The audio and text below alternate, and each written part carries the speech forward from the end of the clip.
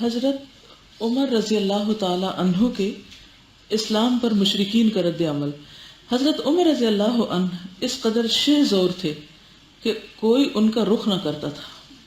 چنانچہ جب وہ مسلمان ہوئے تو قریش کا جو آدمی رسول اللہ صلی اللہ علیہ وسلم کی عداوت اور مسلمانوں کی ایذا رسانی میں سب سے سخت تھا، یعنی ابو جہل، حضرت عمر اس کے پاس گئے اور دروازے کو دستک دی۔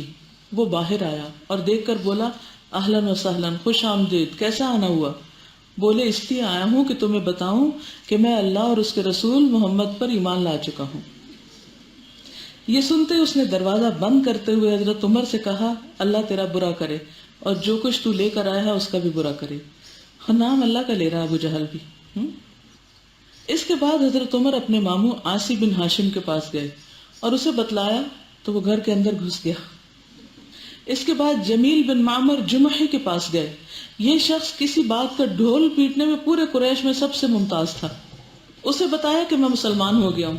اسے کیوں بتایا جا کے کہ وہ ڈھول پیٹے کہ وہ مسلمان ہو چکے؟ تو اس نے بلند آواز سے چیخ کر کہا، خطاب کا بیٹا بے دین ہو گیا ہے۔ حضرت عمر رضی اللہ عنہ نے کہا، یہ جھوٹ کہتا ہے، میں مسلمان ہو گیا ہوں۔ یہ سن کر لوگ ان پر، یعنی عمر رضی اللہ تعالیٰ عنہ پر ٹوٹ پڑے۔ اب حضرت عمر رضی اللہ تعالیٰ عنہ لوگوں کو مار رہے تھے اور لوگ حضرت عمر کو مار رہے تھے۔ یہ پہلا شخص ہے جس نے جوابی مارنا شروع کیا، یہاں تک کہ سورج سروں پہ آ گیا اور عمر تھک کے بیٹھ گئے۔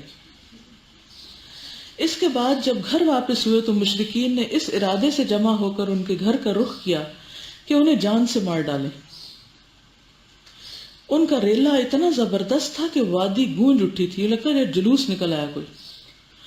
اسی اسلام میں عاص بن وائل سہمی آ گیا۔ بنو سہم حضرت عمر کے قبیلہ بنو عدی کے حلیف تھے۔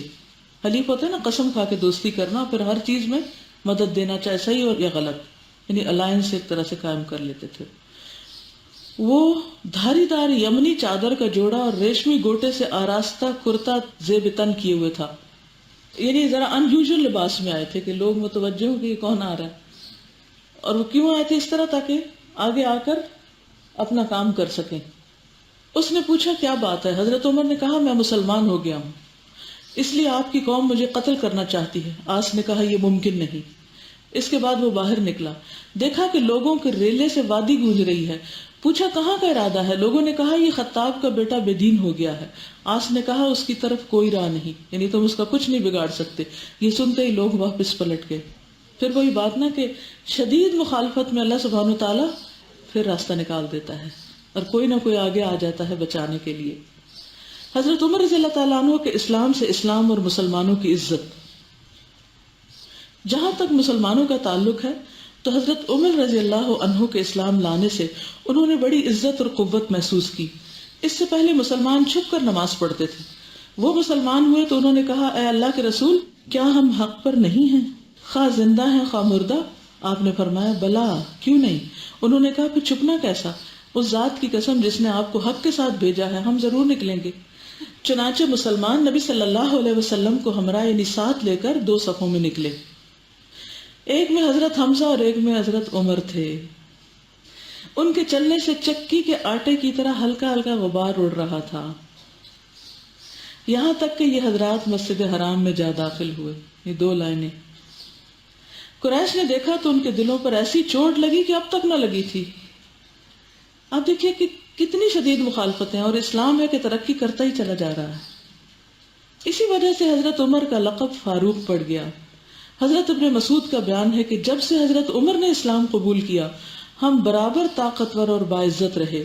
انہوں نے یہ بھی فرمایا کہ ہم خانہ کعبہ کے پاس نماز پڑھنے پر قادر نہ تھے، یہاں تک کہ حضرت عمر نے اسلام قبول کیا۔ حضرت صہیب کا ارشاد ہے، جب حضرت عمر اسلام لائے تو اسلام ظاہر ہوا، اس کی اعلانیہ دعوت دی گئی۔ ہم حلقے لگا کر بیت اللہ کے گرد بیٹھے، یعنی آس پاس ہم حلقے لگا کر یہ سرکلز میں بیٹھے سیکھنے سکھانے کے لیے، اور اس کا طواف کیا، اور جس نے ہم پر سختی کی اس سے انتقام لیا اور اس کے بعض مظالم کا جواب دیا۔ پرکشش مرغوبات کی پیشکش، یعنی جب سختیوں سے کچھ نہ بنا تو اب انہوں نے ایک اور چارہ اختیار کیا۔ حضرت حمزہ اور حضرت عمر کے مسلمان ہو جانے کے بعد جب مشرکین نے مسلمانوں کی قوت اور شوکت دیکھی تو باہم مشورے کے لیے اکٹھے ہوئے تاکہ رسول اللہ صلی اللہ علیہ وسلم اور مسلمانوں کے بارے میں مناسب قدم اٹھا سکیں۔ ان سے عتبہ بن ربیعہ نے، جو بنی عبد شمس سے تعلق رکھتا تھا اور اپنی قوم کا سردار اور صاحب فرمان تھا، کہا، قریش کے لوگوں، کیوں نہ میں محمد صلی اللہ علیہ وسلم کے پاس جا کر ان سے گفتگو کروں اور ان کے سامنے چند باتیں رکھوں۔ یہ ابو سفیان کے خسر تھے، یعنی سسر، ہند کے والد۔ ممکن ہے وہ کوئی چیز قبول کر لیں تو وہ چیز ہم انہیں دے دیں گے اور وہ ہم سے باز رہیں گے، کام ختم ہو جائے گا، چلو کوئی سودے بازی کر لیتے ہیں۔ لوگوں نے کہا، ٹھیک ہے ابو الولید، آپ جائیے اور ان سے بات کیجیے۔ اس کے بعد عتبہ رسول اللہ صلی اللہ علیہ وسلم کے پاس آیا۔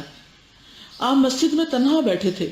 اس نے کہا، بھتیجے، ہماری قوم میں تمہارا جو مقام اور مرتبہ ہے وہ تمہیں معلوم ہے، تم حسب و نسب کے اعتبار سے ہمارے بہترین آدمی ہو، اور اب تم اپنی قوم کے پاس ایک بڑا معاملہ لے کر آئے ہو جس کی وجہ سے تم نے ان کا شیرازہ بکھیر دیا ہے، ان کی عقلوں کو حماقت زدہ قرار دیا ہے، ان کے معبودوں اور ان کے دین کی عیب چینی کی ہے اور ان کے گزرے ہوئے آباء و اجداد کو کافر ٹھہرایا ہے۔ لہذا میری بات سنو، میں چند باتوں کی پیشکش کرتا ہوں، ان پر غور کرو، ہو سکتا ہے تم ان میں سے کوئی چیز قبول کر لو۔ آپ صلی اللہ علیہ وسلم نے فرمایا، قل یا ابا الولید اسمعوا، ابو الولید کہو، میں سنوں گا۔ اس نے کہا، بھتیجے، یہ معاملہ جسے تم لے کر آئے ہو، اگر اس سے تم چاہتے ہو کہ مال حاصل کرو تو ہم تمہارے لیے اتنا مال جمع کیے دیتے ہیں کہ تم ہم میں سب سے زیادہ مالدار ہو جاؤ، اور اگر تم اعزاز اور مرتبہ حاصل کرنا چاہتے ہو تو ہم تمہیں اپنا سردار بنا لیتے ہیں، یہاں تک کہ تمہارے بغیر کسی معاملے کا فیصلہ نہ کریں گے، ایبسولوٹ اتھارٹی دیں گے، اور اگر تم چاہتے ہو کہ بادشاہ بن جاؤ تو ہم تمہیں اپنا بادشاہ بنائے لیتے ہیں، اور اگر تمہارے اندر خواہش نفس ہے تو قریش کی جو عورت چاہو منتخب کر لو، ہم 10 عورتوں سے تمہاری شادی کیے دیتے ہیں، اور یہ جو تمہارے پاس آتا ہے اگر وہ کوئی جن بھوت ہے جسے تم دفع نہیں کر سکتے تو ہم تمہارے لیے اس کا علاج فراہم کیے دیتے ہیں، اور اس پر اتنا مال خرچ کرنے کو تیار ہے کہ تم شفا یاب ہو جاؤ، کیونکہ کبھی کبھی کوئی جن بھوت انسان پر اس قدر غالب آ جاتا ہے کہ اس کا علاج کرانا پڑتا ہے۔ اب ایک معزز اور بڑی عمر کا سردار جو ہے وہ آ کر بڑے آرام سے سمجھا رہا ہے۔ نبی صلی اللہ علیہ وسلم نے فرمایا، اب قد فرغت یا ابو الولید، کیا ابو الولید تم اپنی بات کہہ چکے؟ اس نے کہا، ہاں۔ آپ نے فرمایا، فاسمع منی، اب میری بات سنو۔ اس نے کہا، ٹھیک ہے، سنوں گا۔ اس کے بعد رسول اللہ صلی اللہ علیہ وسلم نے یہ آیات تلاوت شروع، اللہ کے نام سے جو مہربان اور رحم کرنے والا ہے، حامیم، یہ رحمان و رحیم کی طرف سے نازل کی ہوئی ایسی کتاب ہے جس کی آیتیں کھول کھول کر بیان کر دی گئی ہیں، بزبان عربی قرآن، ان لوگوں کے لیے جو علم رکھتے ہیں، بشارت دینے والا اور ڈرانے والا۔ لیکن اکثر لوگوں نے اعراض کیا اور وہ سنتے نہیں، کہتے ہیں جس چیز کی طرف تم بلاتے ہو اس کے لیے ہمارے دلوں پر پردہ پڑا ہوا ہے اور ہمارے کانوں میں بوجھ ہے اور ہمارے اور تمہارے درمیان حجاب ہے، روک ہے، بس تم کام کیے جاؤ، ہم بھی اپنا کام کیے جا رہے ہیں۔ رسول اللہ صلی اللہ علیہ وسلم آگے پڑھتے گئے اور عتبہ اپنے دونوں ہاتھ پیچھے زمین پر ٹیکے سنتا رہا۔ جب آپ اس آیت پر پہنچ، اگر وہ روگردانی کریں تو تم کہہ دو کہ میں تمہیں عاد اور سمود کی کڑک جیسی ایک کڑک کے خطرے سے آگاہ کر رہا ہوں۔ تو عتبہ نے اپنا ہاتھ رسول اللہ صلی اللہ علیہ وسلم کے منہ پر رکھ دیا اور اللہ اور قرابت کا واسطہ دے کر کہا کہ ایسا نہ کریں۔ اسے ڈر تھا کہ مبادہ عذاب آ پڑے۔ اس نے کہا، اتنا کافی ہے، حسبک۔ پھر جب رسول اللہ صلی اللہ علیہ وسلم آیت سجدہ پر پہنچے تو سجدہ کیا، پھر فرمایا، سمعت یا ابا الولید، ابو الولید تم نے سن لیا؟ اس نے کہا، ہاں میں نے سن لیا۔ آپ نے فرمایا، فأنت وذاک، اب تم ہو اور وہ ہے۔ عتبہ اٹھا اور سیدھا اپنے ساتھیوں کا رخ کیا۔ انہوں نے آپس میں کہا، واللہ عتبہ وہ چہرہ لے کر نہیں آ رہا جو لے کر گیا تھا۔ پھر جب عتبہ ان کے درمیان آ بیٹھا تو انہوں نے کہا، ابو الولید پیچھے کی کیا خبر ہے؟ اس نے کہا، پیچھے کی خبر یہ ہے کہ میں نے ایک ایسا کلام سنا ہے کہ واللہ میں نے ویسا کلام کبھی نہیں سنا. واللہ نہ وہ شعر ہے، نہ جادو، نہ کہانت. قریش کے لوگوں میری بات مانو اور اس کے معاملے کو مجھ پہ چھوڑ دو. میری رائے یہ ہے کہ اس شخص کو اس کے حال پہ چھوڑ کر الگ تھلگ بیٹھ رہو. اللہ کی قسم میں نے اس کا جو قول سنا ہے اس سے زبردست واقعہ رونما ہو کر رہے گا. اب اگر اس شخص کو عرب نے مار ڈالا تو تمہارا کام دوسروں کے ذریعے سے انجام پا جائے گا، اور اگر یہ شخص عرب پر غالب آ گیا تو اس کی بادشاہت تمہاری بادشاہت اور اس کی عزت تمہاری عزت ہوگی، اور اس کا وجود سب سے بڑھ کر تمہارے لیے سعادت کا باعث ہوگا. لوگوں نے کہا ابو الولید واللہ اس نے تم پر بھی جادو کر دیا ہے. اس نے کہا اس شخص کے بارے میں میری رائے یہی ہے، اب تم جو چاہو کرو. نبی صلی اللہ علیہ وسلم نے ساری آفرز کے مقابلے میں کیا پیش کیا؟ هو خیر مما یجمعون. یہ قرآن ان سب چیزوں سے بہتر ہے جو وہ سمیٹ رہے ہیں، جن چیزوں کی انہوں نے آفر لگائی ہے، جن چیزوں کے پیچھے لوگ پھسل جاتے ہیں اور اس راستے کو چھوڑ دیتے ہیں. تو پھر تبلیغ کا طریقہ کیا ہے؟ قرآن سنانا چاہیے. اور اگر پڑھنا ہی نہ آتا ہو تو، اور ٹھیک ہی نہ پڑھتے ہو تو کیا سنائیں گے؟ کیا غلط سلط پڑھا وہ کسی پہ اثر کرے گا؟ قرآن مجید اللہ کے رسول صلی اللہ علیہ وسلم کے دل پہ اترا تھا. کسی کو سنانے سے پہلے اپنے دل پہ اتاریں اس کو، خود محسوس کریں اس کو، پھر ٹھیک پڑھنا جانیں، پھر ٹھیک موقع پہ ٹھیک بات بتائیں. آپ نے اسی حصے کا انتخاب کیوں کیا؟ اس وقت جو کچھ وہ آفرز کر رہے تھے اس کے مقابلے میں یہی آیات اس کا توڑ تھی کہ تم کہہ رہے ہو مال و متاع، اتھارٹی، عورت، دنیا کی چیزیں، اور میں لایا ہوں تمہارے پاس قرآنً عربیًا لقوم یعلمون.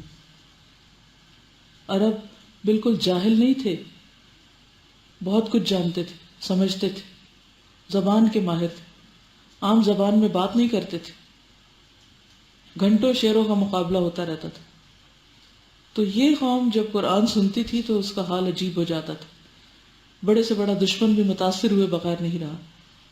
یہ پھر آگے تو اللہ کا کام ہے نا، جس کو چاہے ہدایت دے.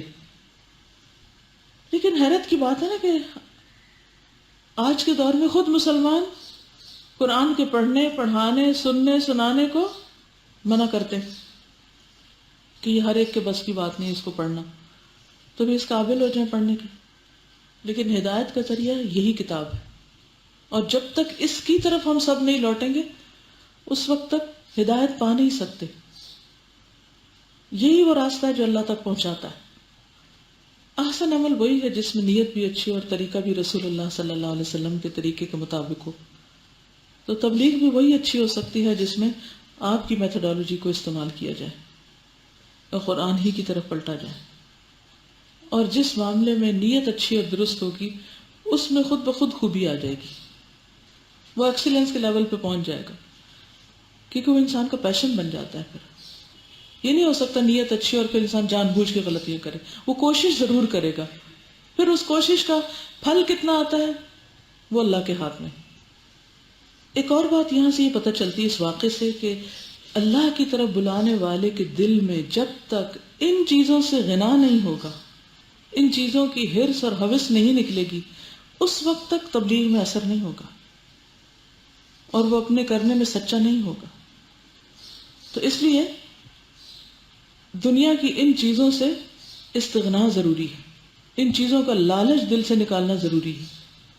اگر کوئی شخص دین کی خدمت اس لیے کر رہا ہے کہ ان میں سے کسی ایک چیز کو حاصل کر لے تو پھر اس کے کام میں برکت نہیں ہو سکتی. سودے بازیاں اور دست برداریاں. تحریص و ترغیب میں اس ناکامی کے بعد مشرکین نے سوچا کہ دین کے بارے میں سودے بازی کی جائے. دیکھیے دین کو جتنے بھی لوگوں نے نقصان پہنچایا نا وہ باہر سے زیادہ اندر والوں نے پہنچایا. اور اندر والوں نے کب نقصان پہنچایا؟ جب ان کے دل میں دنیا کی لالچ آ گئی اور وہ بک گئے. چنانچہ انہوں نے آپ صلی اللہ علیہ وسلم سے کہا ہم آپ کو ایک پیشکش کرتے ہیں جس میں آپ ہی کی بہتری ہے.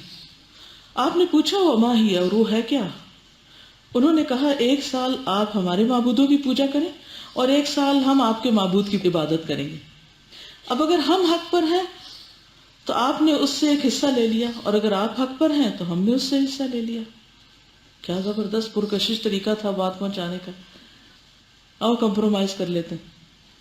اس پر اللہ سبحانہ تعالیٰ نے سورۃ قل یا ایھا الکافرون نازل فرمائی، میں ان کی عبادت نہیں کرتا جن کی تم عبادت کرتے ہو، نہ تم اس کی عبادت کرنے والے ہو جس کی عبادت میں کرتا ہوں، اور نہ میں ان کی عبادت کرنے والا ہوں جن کی عبادت تم نے کی ہے، اور نہ تم اس کی عبادت کرنے والے ہو جس کی عبادت میں کرتا ہوں، تمہارے لیے تمہارا دین ہے اور میرے لیے میرا دین۔ اور یہ بھی نہ کیا تم مجھے حکم دیتے ہو کہ میں اللہ کے سوا کسی اور کی عبادت کروں، اور یہ بھی نازل دیں مجھے منع کیا گیا ہے کہ اللہ کے سوا جن کو تم پکارتے ہو میں ان کی عبادت کروں۔ مشرکین اختلاف ختم کرنے کے خواہاں تھے، انہیں صلح پہ آمادہ تھے، اور عتبہ بن ربیعہ نے جو امید ظاہر کی تھی اس کی توقع بھی رکھتے تھے، لہٰذا انہوں نے مزید دستبرداری کا اظہار کیا، اور رسول اللہ صلی اللہ علیہ وسلم جو کچھ پیش فرما رہے تھے اسے قبول کرنے کا میلان بھی ظاہر کیا۔ البتہ آپ کے پاس جو وحی آئی تھی اس میں قدر تغیر و تبدل کی شرط لگائی، کہا اس کی بجائے کوئی اور قرآن لائیے یا اس میں تبدیلی کر دیجئے۔ اللہ نے آپ کو حکم دیا، میں تو اسی بات کی پیروی کرتا ہوں جس کی وحی میری طرف کی جاتی ہے، اگر میں نے اپنے رب کی نافرمانی کی تو مجھے ایک بڑے دن کے عذاب کا خوف ہے۔ نیز اللہ نے اس کی سنگینی پر آپ کو متنبہ کیا، اور نبی صلی اللہ علیہ وسلم کے دل میں جو بعض خیالات گزر رہے تھے تاکہ یہ لوگ آپ کو اس چیز کے متعلق فتنے میں ڈال دیتے جس کی وحی ہم نے آپ کی طرف کی ہے، اور تب یقیناً یہ لوگ آپ کو گہرا دوست بنا لیتے، اور اگر ہم نے آپ کو ثابت قدم نہ رکھا ہوتا تو آپ ان کی طرف تھوڑا سا جھک گئے ہوتے، لیکن ایسی صورت میں ہم آپ کو زندگی کا دگنا اور موت کا دگنا عذاب چکھاتے، پھر آپ اپنے لیے ہمارے برخلاف کسی کو مددگار نہ پاتے۔ اس ٹھوس موقف سے مشرکین پر یہ بات واضح ہو گئی کہ نبی صلی اللہ علیہ وسلم واقعی دین کی دعوت دے رہے ہیں، آپ کوئی تاجر نہیں جو قیمت کے بارے میں سودا بازی یا دستبرداری قبول کر لیتا ہے۔ لہٰذا انہوں نے چاہا کہ ایک اور طریقے سے اس بات کو مزید پختہ کر لیں، چنانچہ انہوں نے یہود کے پاس نمائندے بھیجے کہ وہ نبی کریم صلی اللہ علیہ وسلم کے بارے میں ان سے دریافت کریں، یعنی کوئی چیز چھوڑی نہیں انہوں نے بھی۔ علماء یہود نے کہا اس سے 3 باتیں پوچھو، اگر وہ بتا دے تو واقعی نبی مرسل ہے ورنہ بناوٹی ہے۔ اس سے چند جوانوں کے بارے میں پوچھو جو زمانہ اول میں گزر چکے ہیں کہ ان کا کیا واقعہ ہے، کیونکہ ان کا واقعہ بڑا عجیب ہے، اور اس سے گردش کرنے والے آدمی کے متعلق پوچھو جو زمین کے مشرق و مغرب تک پہنچا تھا کہ اس کی کیا خبر ہے، اور اس سے روح کے بارے میں پوچھو کہ وہ کیا ہے۔ چنانچہ سرداران قریش نے رسول اللہ صلی اللہ علیہ وسلم کے سامنے یہ سوالات رکھے۔ جواب میں سورہ کہف نازل ہوئی جس میں ان جوانوں کا واقعہ بیان کیا گیا ہے، اور وہ اصحاب کہف ہیں، اور اس گردش کرنے والے آدمی کا واقعہ بیان کیا گیا ہے، اور وہ ذوالقرنین ہے۔ اس کے علاوہ سورہ اسراء میں روح کے متعلق سوال کا جواب نازل۔ آپ سے روح کے بارے میں پوچھتے ہیں، آپ کہہ دیں روح میرے رب کے امر سے ہے، اور تمہیں علم سے بہت تھوڑا حصہ دیا گیا ہے۔ یہ امتحان اس بات پر قریش کے مطمئن ہونے کے لیے کافی تھا کہ محمد صلی اللہ علیہ وسلم واقعی رسول برحق ہیں، بشرطے کہ وہ حق چاہتے، لیکن ان ظالموں نے کفر ہی کی راہ اپنائی۔ ایسا محسوس ہوتا ہے کہ جب ان پر حقائق واضح ہو گئے اور حق کھل گیا تو انہوں نے کچھ لچک ظاہر کی، چنانچہ انہوں نے نبی صلی اللہ علیہ وسلم کی بات سننے پر آمادگی کا اظہار کیا، اور یہ بھی ظاہر کیا کہ ممکن ہے کہ وہ اسے مان لیں اور قبول کر لیں، لیکن یہ شرط لگائی کہ ان کے لیے مخصوص مجلس ہو جس میں کمزور مسلمان حاضر نہ ہوں، انہیں اسپیشل ٹریٹمنٹ دی جائے، یعنی وہ غلام اور مساکین وہاں نہ آئیں جو پہلے مسلمان ہو چکے تھے۔ یہ مطالبہ کرنے والے مکہ کے سادات و اشراف تھے، انہیں گوارا نہ تھا کہ وہ ان مسکینوں کے ساتھ بیٹھیں جو اصحاب ایمان و تقوی ہونے کے باوجود کمزور اور غلام تھے۔ شاید نبی صلی اللہ علیہ وسلم ان کے اس مطالبے کو قبول کرنے پر کسی قدر آمادہ بھی ہوئے کہ ممکن ہے اس طرح وہ ایمان لے آئیں، کیونکہ آپ ان کی پکارتے ہیں، آپ انہیں اپنی مجلس سے نہ ہٹائیں۔ اللہ کے ہاں ایسے لوگوں کا کتنا بڑا مقام ہے جو صبح و شام اپنے رب کو پکاریں۔ آپ پر ان کا کوئی حساب نہیں اور ان پر آپ کا کوئی حساب نہیں، یعنی آپ سے نہیں پوچھا جائے گا کہ یہ کیوں مسلمان نہیں ہوئے، آپ انہیں ہٹائیں گے تو ظالموں میں سے ہو جائیں گے۔ آج کے لیے اتنا ہی کافی. السلام علیکم. I'd like to say کہ سیرہ اتنا awesome subject ہے کہ ایک دفعہ سننا is just not enough. Like ابھی تو ایسے لگتا ہے جیسے اسکن کو لگا ہے. I mean it has to go deep in کہ وہ عمل میں تبدیلی لائے. اور وہ بڑا بد نصیب ہے I would say who is missing out سیرہ. You cannot understand Quran without سیرہ. Thank you so much. وآخر دعوانا ان الحمد للہ رب العالمین. سبحانک اللہم وبحمدک نشہد ان لا الہ الا انت نستغفرک ونتوب الیک. السلام علیکم ورحمۃ اللہ وبرکاتہ.